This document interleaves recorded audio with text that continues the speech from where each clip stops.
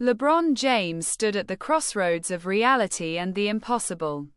The arena was silent, though he wasn't sure if it was the Quicken Loans Arena or a place much stranger. A single light shone on the hardwood court, casting shadows so deep they seemed to stretch into another dimension. His heart beat like a drumline, syncing with an eerie chant that echoed in his ears. 2 games, 2 worlds. Choose wisely. He wasn't alone. Across the court stood a figure. A tall, lean silhouette draped in a jersey with the number 23. The face was obscured, but LeBron knew. It was him. Michael. LeBron, the voice said, carrying a gravity that felt more eternal than competitive. You ever wonder what would have happened if you'd chosen the NFL? Quote. LeBron blinked. The memory was vivid.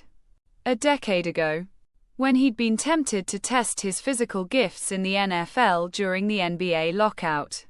His hands clenched involuntarily, recalling the feel of a football. Sometimes, he admitted, his voice softer than he intended.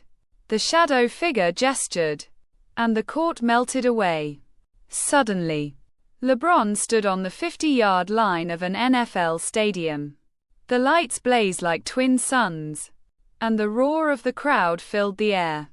The Cleveland Browns jersey fit him perfectly, his name stitched across the back. The quarterback called the play, a fade route, and the ball soared toward him. LeBron leaped, his body bending through the air in ways that seemed almost supernatural. He caught the ball and landed in the end zone. Touchdown! The crowd erupted, chanting his name. Yet, as he turned to celebrate, something was off. The faces in the crowd were blank, eyes like polished mirrors reflecting only him. That's the glory, Michael's voice echoed in his mind. But what about the cost? Quote, the stadium faded, replaced by a locker room. A man sat slumped on a bench, nursing a leg bent at an unnatural angle. LeBron gasped. It was himself. Broken. Defeated. The roar of the crowd was replaced by a hollow, haunting whisper. You gave up your throne for this. Before he could respond, the scene shifted again. This time, he was on a basketball court. But it wasn't the NBA. It was a dimly lit gym. The kind where legends were whispered into existence. The only sounds were the squeak of sneakers and the rhythmic bounce of a ball.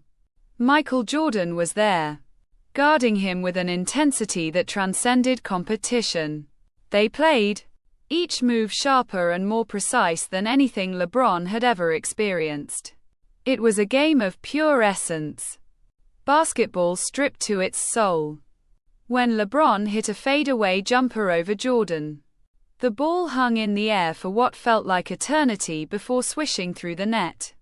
Now, this is the game, Michael said, sweat dripping from his brow but a smirk playing on his lips.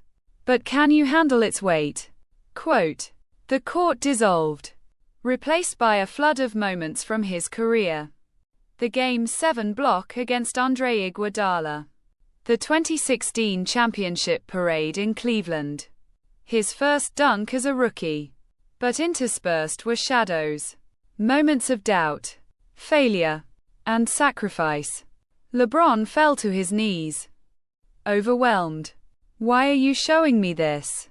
Quote, a voice, not Michael's, but something older and deeper, boomed from above. Every great athlete faces the same question. Which legacy do you choose? The fleeting glory of the unknown or the enduring weight of the crown? Quote, LeBron looked up. And the gym? The stadium? The echoes of his triumphs and failures all dissolved. He was back in the arena. Alone. Only a single basketball sat at center court. He picked it up, spinning it in his hands. The choice was clear. The chant resumed, but this time it carried a new rhythm. Legacy isn't given, it's earned. as he dribbled toward the hoop. A final whisper followed him. Remember, LeBron. Even in the twilight zone of decisions, the game is yours to play.